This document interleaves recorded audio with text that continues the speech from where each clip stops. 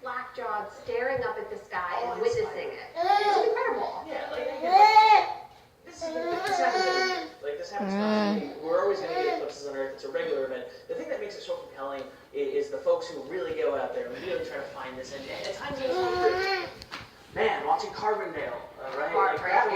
That was fascinating because again, Cut off Carbondale. They get another try. They get another try. April 8th, 2024. We'll all be there. Let's Can keep you watching. imagine paying $10,000 for someone to go seats high up, as TJ said, and then only getting it for 5 seconds, and you're supposed to have it for 2 minutes and 41? It is again. It's difficult. It's heartbreaking, but again, just seeing everyone come out, seeing this beautiful little world sprint to this 70-mile swath of America.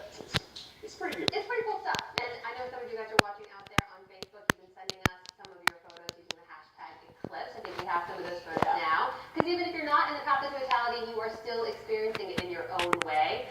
Check out some of these. Oh, look at that little cutie with her glasses. Wow. Spoiler alert for the rest of Canada. This is as dark as it got during the peak of Vancouver solar eclipse. Oh, yeah. Not that far off, not that far off. But remember, this is, scientists are saying, probably the most watched, most shared, most tweeted event. Just because so many people live in the path and still experiencing off the path. Are right nearby. They were all watching it. We're so connected these days through social media.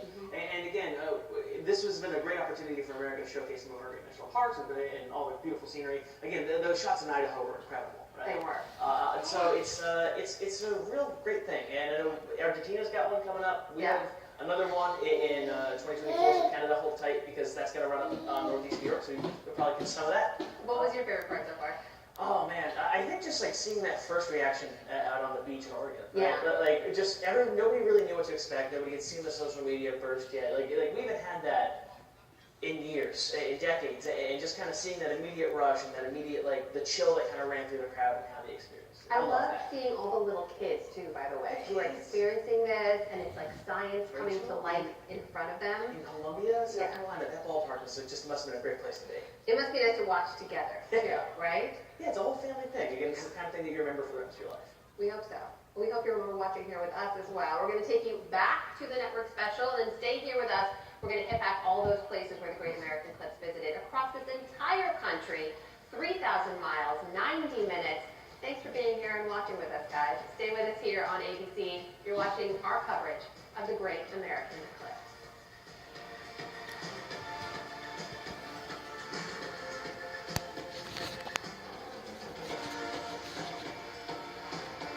That was World News Tonight anchor Frank Reynolds in 1979 promising we'd be back to bring you this event. We certainly didn't know we'd be the ones to keep his promise, but we've been honored to share this Great American Eclipse with all of you at home. I'll see you at World News Tonight. First out the door when it matters most. For more than a decade, he's been right there, everywhere. And when American jobs are on the line, he leads the charge. ABC's World News Tonight with David Moore is America's most watched newscast, and we thank you.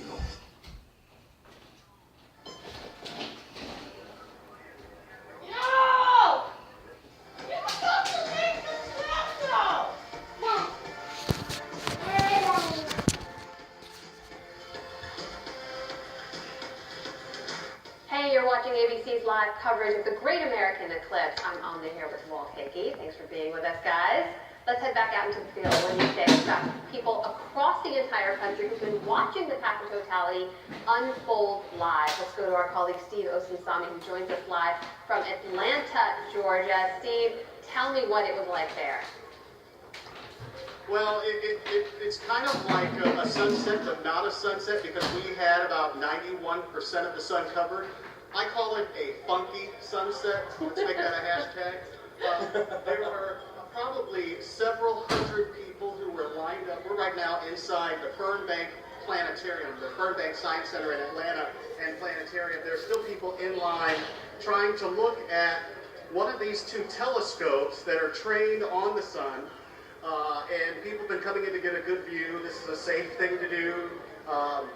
There's been a long line here all day. And I want you to take a look over here. There is a live feed that they have of what the sun looks like right now that has been going out online that people have been able to see and that people who are waiting in line can see. And I gotta say, for all the talk about being in the totality, we still got a pretty good view here. You didn't have to drive that far. You could stand right outside your door and see the Eclipse. There weren't the throngs of traffic that people had to go through. I had a friend who texted me. She said that she thought about bringing her kids here, and I said, you know, you had the better view at your house because you didn't have to worry about parking. So, you know, this is a wonderful event for so many people, and I gotta say, so I remember the last time this happened. I was in grade school, I think, and I remember thinking back to that. I remember getting dust, but remember thinking, what was the big deal? As an adult, seeing it, it's a little different because, like I said, it wasn't quite a sunset. It looked like you know, you pressed an Instagram filter over the what you could see, and it changed to Amaro or Nashville or one of those Instagram filters. Is what everything looked like. So we are still looking at the long crowds here that are still trying to get a view of this because there is still, right now, I would say that looks to be what? I want to say about maybe 40%, 30% showing. And so this event is still going to go for some time for residents here. There's still time, if you haven't seen it, to again, step outside your home, look up at the sky, and enjoy the show. There you go. Just because you're not in the Passion locality does not mean you cannot enjoy this. Steve Osunsami live for us in Atlanta, Georgia. Thanks, Steve. Let's head over to Kentucky. Clayton Sandell has made some new friends in a town called Kelly. Are you taking in the Eclipse? Clayton, take it away, my man. It's boss. This is so me, right? We are here at the Kelly Little Green Maiden Days Festival, and you're probably asking, why aliens? What do they have to do with an eclipse? Well, here's the deal. 62 years ago, a lot of people here in Kelly, Kentucky believe that aliens actually landed at a farmhouse just a few hundred yards that direction and terrorized this local family for hours one night on August 21st, 1955, and it made this town famous. So here we are. We're at the Kelly Little Green Maiden Days Festival, and but you know, even if you don't know the story, you do know the story because it actually inspired Steven Spielberg to make a movie, or try to make a movie called Night Skies, and he ended up not making that one, but elements of it ended up in E.T., the Extraterrestrial, in 1982. So I'm going to show you around. Guys, hang here for a second. We're just going to walk, Jeff and I, we're going to show you around. This is it. One of the key attractions here is this nearly 40-foot diameter spacecraft that they built not far from the purported landing site. Now, here's the thing. They're those pesky skeptics out there who say that maybe these aliens showed up in a bottle of Kentucky moonshine. But you don't want to say that too loudly right here because people really do believe that this happened. But nonetheless, there was no evidence, I believe. See, the truth is out there, guys. The truth is out there. So, you know, they started this festival a few years ago, and they usually get about 3,000 or so people over the weekend. This time they expected around 20,000, because this is one of the points of greatest eclipse. So they had a lot more people here. They've been planning for this. Just down the road is the town of Hopkinsville, and they told us that they started planning for this eclipse 10 years ago. That's when they got the first call from an eclipse enthusiast who told them that this was going to be happening. So they hired an eclipse coordinator last fall, and they have been getting ready because they are 32,000 people in this town.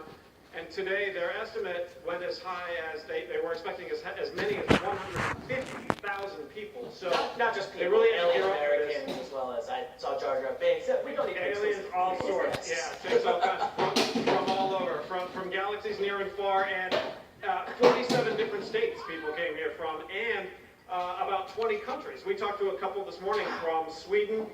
People came from Africa, from Tanzania. So. You know, they came all over and they got to see, you know, a spectacular sight. The thing that blew me away is that when the sky went dark and we saw that corona around the sun, you also could see, just all of a sudden appeared the planet Venus, just to the right of the moon, so the sun and the moon. So it was a really remarkable experience. Everybody here just had a great time. There's been such a celebratory mood. Really, everybody has been so nice, so into this, and you know, the question now is, did any aliens come back during this eclipse? And you know, in this crowd, how can you tell? Well, Misa, thanks you very much. We're going to come on back, and I know that we have Olivia out in still in Idaho with one of the best views of the day. Olivia, how's it going? Hey there, yeah, it's been so beautiful out here today. There have been so many people. Tickets were limited. They sold a bit more than 1,100, and the party is still going. The Eclipse came and went. It was awesome, and now they have some music, they have some food, and we are here with people from Seattle and locals. We have the Jim, Kaden, Hillary, and Brad. What do you guys think of the Eclipse? Oh, incredible. Never seen anything like it. And you came from Seattle. I did. The eclipse was amazing, and see Good my best job. friend, my wife got totally left out of this. 93% is not the same as this. It's phenomenal. Yeah, phenomenal. And what did you think? It was good. What did you think, Hillary? I thought it was amazing. I saw one when I was back in high school in 78 or 79, and it was on a soccer field at my school in Tacoma, Washington. This is so much better. It's fabulous. It really was spectacular.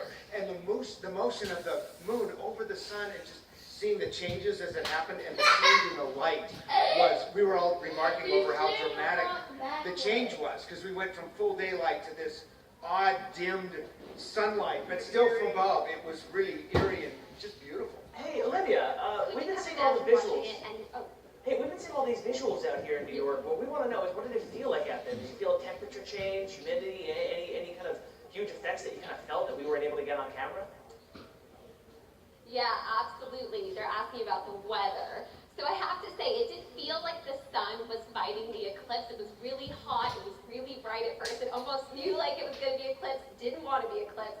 Then when the moon came, I don't know about you guys, but I was really cold. Yeah, it dropped about 20 degrees. We had to layer up big time. It was really dramatic.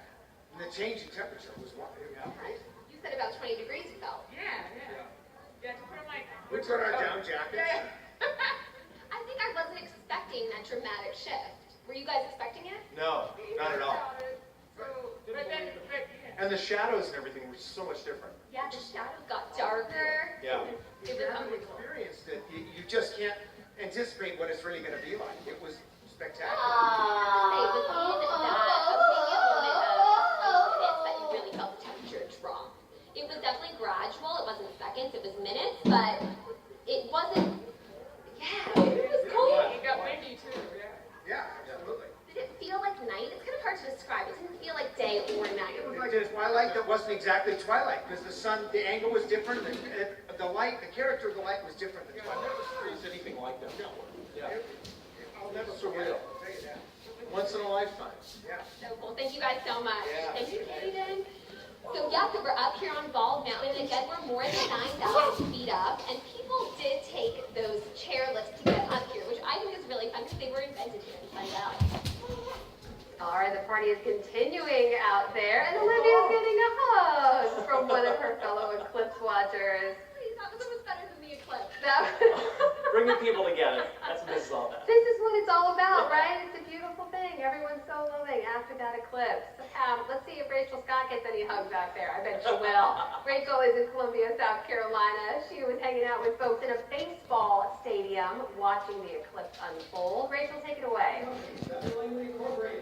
Hey there, all doing well. Well, the celebration definitely continues here in Columbia, South Carolina. At the ball game, like we mentioned, the Columbia Fireflies are facing off against the Rome Braves. But I gotta tell you, the Eclipse was the star of the show today. And what a feeling, what a rush. We got to see it reach full totality.